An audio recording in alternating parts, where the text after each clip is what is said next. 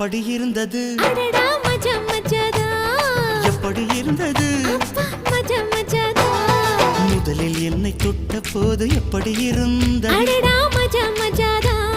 முதல் முத்தம் தந்த போது எப்படி இருந்தது மஜா மஜாதா